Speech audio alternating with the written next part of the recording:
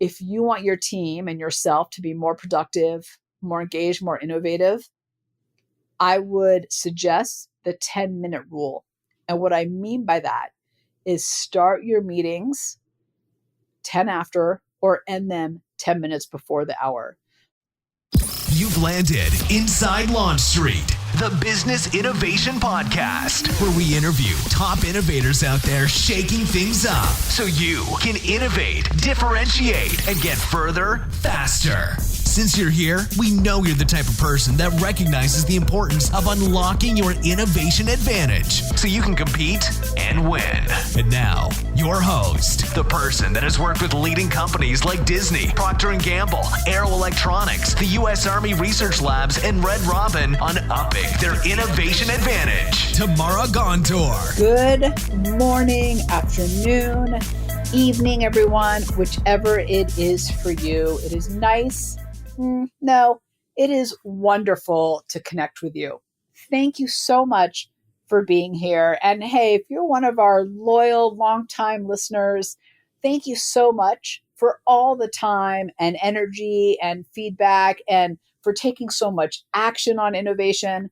Thank you for all that. And if you're new, welcome. I cannot wait to hear how you implement some of the tools and insights and strategies that we talk about and to get your feedback and your ideas.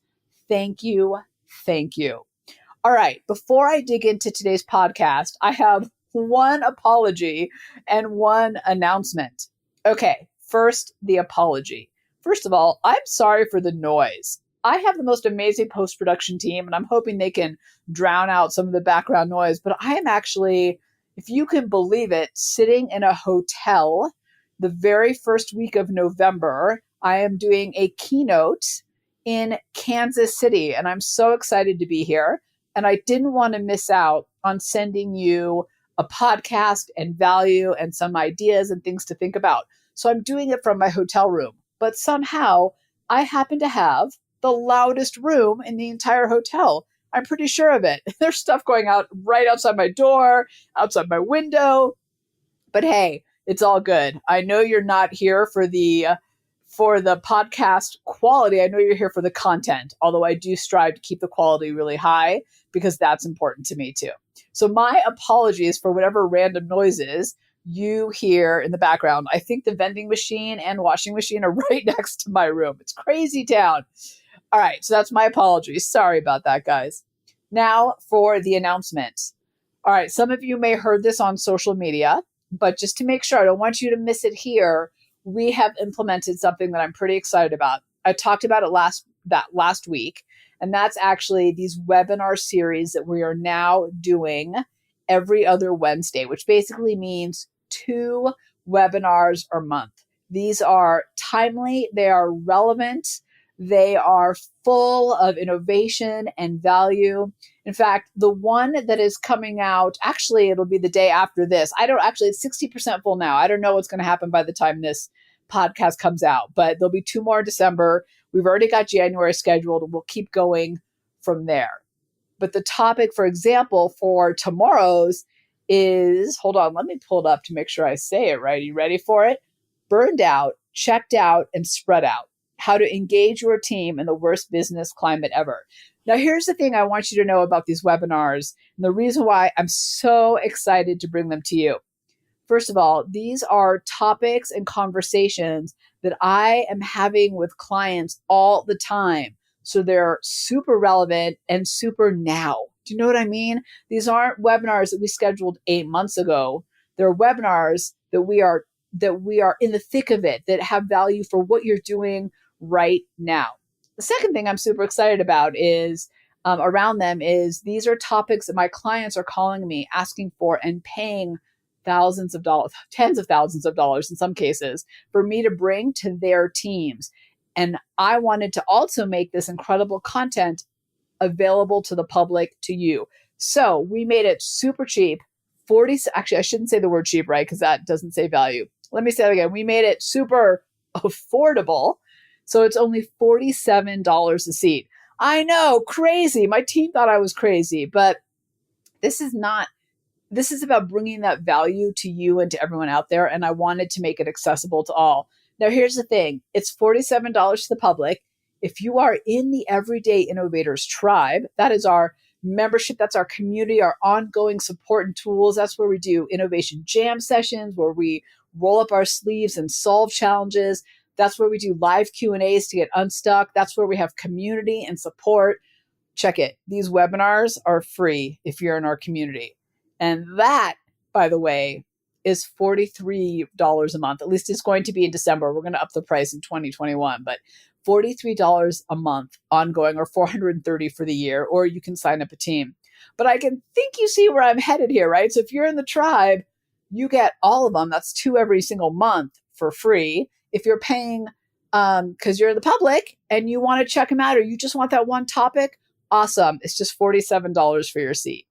I'm so excited. Okay, I could keep rambling about that, but I want to get into today's podcast, which is all about how to get over meeting overwhelm and find the space of collaboration and innovation with your team.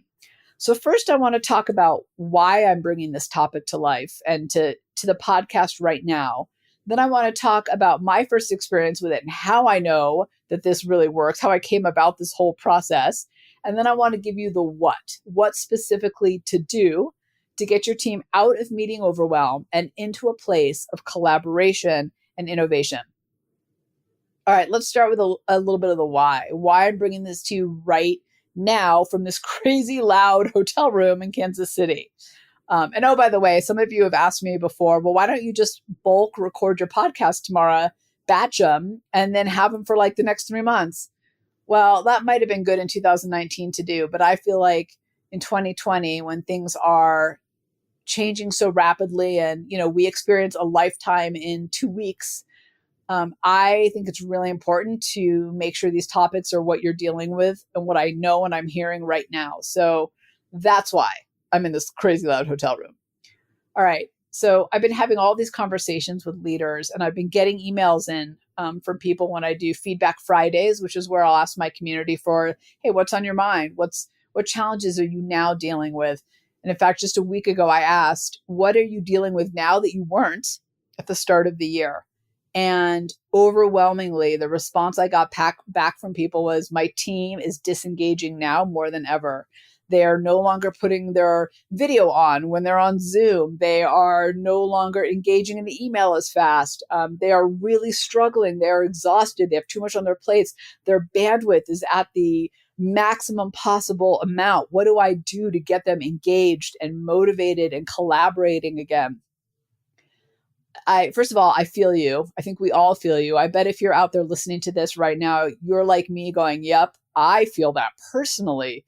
I think, we don't need to labor on too long about this because I know you know this, but we are 10 months into a situation that most of us thought would last a couple months at best. And here we are. And it's not looking like there's an end in sight. And I think in the very beginning, people were like, we're in this together. Let's do this. I'm going to put extra effort. I'm getting my game face on. Let's do it.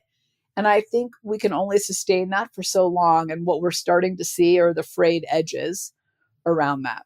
And we're starting to see people disengage at an even greater level in their work than they were before, because this is just worn on for so long. So whatever bucket, they were pulling from for their energy and their productivity and their innovation is starting to go dry, right? It's got cracks all in it. It's leaking out everywhere and it's at the bottom. So I want to give you one simple tool, one of many in the toolbox, but this one that I know really helps teams get out of meeting overwhelm, because the kind of second layer to that is that what I'm hearing from people, leaders and people kind of on the teams, is that they are exhausted from meeting, because what we're doing in an effort to combat this sense of loneliness and siloing and burnout and exhaustion, all those things, right? In an effort to try to keep us connected and collaborate, we are constantly on Zoom, Microsoft, Hangouts, or Meeting, whatever team, whatever it is, whatever you use. It's actually not in any way about the platform. But we're overusing it in an effort to stay connected. Do you feel like that? Are you experiencing that in your work, where it's like you jump from meeting to meeting to meeting to meeting, and you're not even sure what you get done, if you got anything done. So here we are, our teams are burned out and stressed out. And because we're spread out, we are trying to, like, we're holding on for dear life to stay connected. But there's a dark side to that. And that is we are elevating the level of stress and burnout and exhaustion on our teams. So let me share with you a story from way back in the day when we used to all go into the office normally. And this is where this all came from. So I want to give you some perspective to kind of how this started. And then I want to, like I said, share with you the what so that you can do it too. So here's what happened. So I was working at this firm. It was a relatively large firm. And I had this boss who was a wonderful human being and very brilliant in his own way. But he gauged productivity. He gauged your performance by how often you were in meetings. He saw meetings as a sign of a high performer. So I'll never forget one day I was in the conference room, I swear, from 8 a.m. to 4 p.m. So translate that to today's world, that was like being on Zoom from 8 a.m. to 4 p.m. And I was leaving the meeting and I was so frustrated. And I remember thinking to myself, I didn't get anything done today. Half of those meetings were pointless. Did we even make a decision in that one meeting? Like, I was so mad. And he's walking out the door and he stops me and he says, pats me on the back, actually. He pats me on the back and he's like, great job today, Tamar. Like, good work. I saw you in the conference room all day. Like, way to really go after it. And he left. And I'm sitting there thinking, are you kidding me? I just wasted an entire day with things that like didn't get me anywhere. But he saw meetings as performance. Now, I work with a lot of clients and I see oftentimes, they come to me and they say, my team's not innovative, or my team's not innovating in a way I need them to, or we need to build a culture of innovation, or maybe there's a lack of trust and collaboration we need to handle. And when I start to really dig in, when I do an assessment or an audit of their culture, one of the things I find is that the team is in meeting overwhelm. And what I mean by that isn't just that they're in the meetings all the time. That's part of it. And frankly, some of them, my gosh, some of them had the 3 meetings every hour on the hour. They were just triple booked everywhere. And at every hour, they then had to make the exhausting decision of which meeting do I go to? Which one is most urgent right now, leaving the other 2 hanging? It's horrible. And it's not totally their fault. It was the culture. But I see them not just in meetings all the time, but that time is also not used wisely. And because of that, they feel devalued, unheard, and stressed out. So let me go back over to the story. So he pats me on the back. So now I'm mad because I know I've wasted a day and here he is congratulating me for it. Now, like I said, he was a brilliant guy in a lot of ways, but he was off in this one area. Well, he decided to take an extended vacation. He had been at the company many years. He had earned it.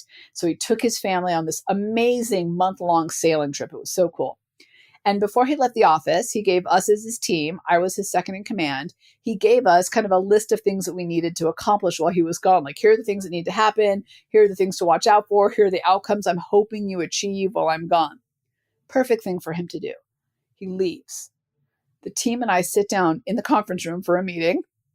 And we're like, okay, guys, how are we going to meet all these objectives? He had given us actually a tall order. He expected a lot from us, as he should.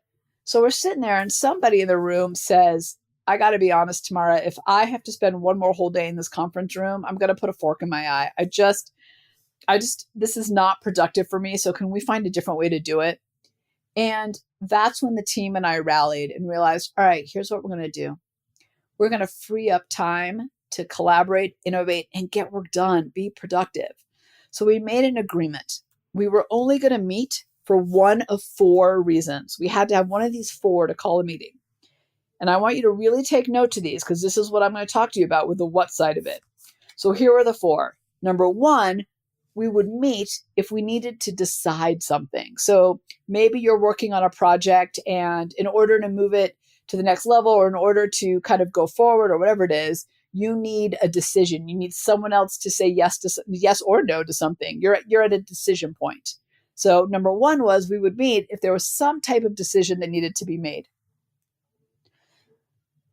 Number 2 is move. And what we meant by that is if someone was working on something and they were stalled out and they needed, one of our opinions, perspective, resources, ideas, experience in order to move forward, to keep the ball rolling, we would meet. The third one, It's ideate. And that was full on like, well, you would consider a brainstorm session. I've got a challenge. I need an open-ended brainstorm session. I've got an opportunity. I need an open-ended ideation session to go against it. So we didn't want to take off the power of ideation, but we wanted to be clear that's what the meeting was for. And number 4, and this might have been the most valuable, turned out, was debate. And what we meant by that is if there was disagreement, if there was kind of back chatter, if there were people not aligned, they weren't connecting over email and it was causing disagreement, that would be a meeting. I want to tell you a quick side story after this about the debate one that I think really brings it to life for me. So the 4 reasons that we met were decide, move, ideate, and debate. That was it. And if it didn't fit into one of those, we didn't meet. Maybe we had a side hallway conversation. Maybe we shot out an email, whatever. But those were our reasons for meeting. And I have to tell you all, it sounds so simple, doesn't it? It turned into the most powerful criteria for us and it transformed our productivity. It transformed our ability to collaborate. It transformed our ability to innovate. So 2 really powerful things happened in making these decisions and only meeting for those 4 reasons. Number 1 is we got more time back. I think that's the obvious one. We weren't meeting as much. And because of that, we were getting more work done and we were kind of in deep work more often. But the second thing that came out of it that was absolutely amazing is in the times when we were together, we were clear on what we were there to accomplish. And because of that, we were more engaged, we were more motivated, we collaborated better, and hence the innovation was happening all over the place, not just in the times we came to ideate. So I share that story with you because when you think about what your team is dealing with right now, the exhaustion, the overwhelm, the disengagement that's happening, I want you to think about changing your meeting culture so that you can drive more innovation, more collaboration, more engagement, more productivity. And I know those are all very fun catchwords right now, but I've seen this time and time again. In fact, so let me talk about the debate for a minute, because I said I was going to dig into that a little bit. So we use something called Basecamp at my organization. It's a project management kind of internal communication tool. We absolutely love it. Love it. One day, my business manager and I were going back and forth over, it's called pings. So think of it as like almost like text messages, but internally, and it's all saved. And I had this idea and I share it with her and she's like, I'm not sure. And then I share kind of, I'm trying to convince her. And then she goes, I'm just not buying it. And then I said something else and she goes, I just don't see the value. And while, believe me, some of you might be thinking, well, that's kind of mean of her, be open. No. From her perspective, it didn't make sense. And in that moment, I realized we need to have a meeting. We need to jump on Zoom and we need to debate this and get to alignment. Not about consensus. It's about alignment. So that's what we did. I called a meeting. We jumped onto Zoom with a couple other people on our team who were also kind of in all over the place. We hashed it out. We debated. We got into alignment and then we moved forward. So if you want to help your team get out of meeting overwhelm, the solution is super simple. Set a new meeting culture that A, gives people back the time and space that they need to be productive, be engaged, be innovative, and B, makes them feel valued and heard and uses everybody's time more wisely when you're together. By the way, I've got a bonus for you, a bonus strategy called the 10-minute strategy at the end. So stay tuned for that. So hopefully you can see how having a culture where you just have 4 reasons to meet, decide, move, ideate, and debate helps you drive engagement, drive innovation, drive engagement. I know I'm sounding like a broken record, but I've seen this work time and time again. So I've got a member of the Everyday Innovators tribe, and I was sharing this with them the other day in a little bit more depth because we do these longer innovation jam sessions, and they were trying it out. And in this jam session, they were giving us back kind of the feedback of how it went. They were giving us an update. And she said, oh my gosh, Tamara, this has changed the game. She said, here's the other interesting thing that's happened. When someone calls a meeting, it is way more productive, not just because of all the things you've already said. She said because that person has had to think through why they're calling the meeting, who really needs to be at the meeting to move the needle forward, right? If it's an ideation session, it's a certain group of people. If it's a decide session, I might need a different group of people. She said because of that, the meeting is more thoughtful and more intentional, and we actually have the opportunity to go deeper. She said, we're innovating more now than we ever have before. We are collaborating better and stronger, and everybody's more productive and everybody's more engaged because they feel valued. How exciting is that? That's the power of this simple criteria for setting and going to a meeting. And let me just say this for you. If you're one of those people out there who's not maybe in a leadership position, or maybe you're not the one calling the meeting, but you're the one on the other side with 3 meetings every hour on the hour, here's what I suggest you do. Here's how you can use this tool. When you get to the meeting, before the person starts or as they start covering what they want to talk about, because frankly, most people go from meeting to meeting, even the ones that call it, without any thought about what they're actually covering, how they're going to do it, right? Because we're all jumping from meeting to meeting. So I want you at the beginning to actually ask the person, hey, I just want to make sure that I'm here. I can give my best to this meeting. What is our intention? Are we trying to decide something by the end of this? Are we just ideating and throwing out ideas? Are we trying to move something forward? Do we need to have a discussion? Are we in disagreement about something? Are we debating? Ask, and ask it in the frame of, I want to give you my best. So help me frame up why I'm here at this meeting. You will be amazed at what that does for everybody. People will be silently thanking you for doing that. That I can absolutely promise you. That's the way you do it. If you're not the person setting the meeting or in that leadership role, that's okay. And over time, other people will start getting into that habit with you, and you'll have a massive ripple effect, whether you are the one leading and you change the meeting culture for the better, or you drive it from the bottom up by asking that question at the beginning of the meetings that you're in, and do it over and over and over again. Be the one who's known for doing that. Not only is there nothing wrong with that, but actually you'll be known as someone of high value who helps use time wisely and get to the heart of the matter. Okay, I promised a bonus at the end, the 10-minute bonus strategy. So one of the things that I've talked about in other bursts of innovation and in other podcasts is how it takes our brains 5 to 7 minutes to complete one task to move on to the next. So you do a task, you're on a meeting, and then you jump to the next meeting, but it's from like 30 seconds in between. And that's just because you needed a second to close down and open up the next one. Here's what happens when we do that. When we go from meeting to task to meeting to meeting to task and so on, that our brains never get a chance to shut down. So we end up with this mental residue that carries on. Think of it like ankle weights that get heavier and heavier and heavier as the day goes on.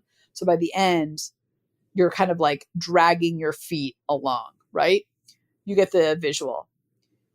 If you want your team and yourself to be more productive, more engaged, more innovative, I would suggest the 10-minute rule. And what I mean by that is start your meetings 10 after or end them 10 minutes before the hour. So if you were going to do an hour-long meeting, let's just use that as our example, as most of them are. You were going to set it from 9 to 10. That's what we would typically do. I want you to set it from 9:10 to 10 a.m. or set it from 9 a.m. to 9:50. Either one works, right? Either you start 10 minutes later or you finish 10 minutes early, no matter what. And it's exactly because of what I just said. When you do that, you give you and everybody around you the chance for the brain to clear out space to complete what you just did and move on to the next. Part of the reason we feel so foggy and frustrated by the end of the day is because we're carrying around an unbelievable amount of mental residue throughout the entire day. So let's stop doing that. To help change the meeting culture, how about we also start or stop with a 10-minute rule in mind? You will be amazed at how much more productive. If you're a leader, set that as the new meeting rule. People need a break to go to the bathroom, get coffee, clear their head, just take a meditation break, whatever it is. But but you will always have 10 minutes to go from one thing to the next and to clear out that mental residue. If you are that kind of bottom up, as we were talking about before, I would ask that to be the case moving forward. Bring that to your leaders. You will be more productive. They will be more productive. It benefits everybody. All right. So just to summarize it all up, number one, to get your team out of meeting overwhelm, we've got to set up the 4 criteria for meeting. Decide, move, ideate, debate. That's going to create space for collaboration and innovation. And then number 2, to get people to fully engage and not carry around that mental residue that makes you never fully present, engage the 10-minute strategy. All right. That was today's podcast. See you on the webinar. See you on our Facebook group, our private Facebook group. Hopefully I'll see you in the Everyday Innovators Tribe where it all comes together and you get the ongoing tools and support. That, by the way, reopens up December 1st and 2nd. We do it at the beginning of every month and not in between. All right. Tamara out.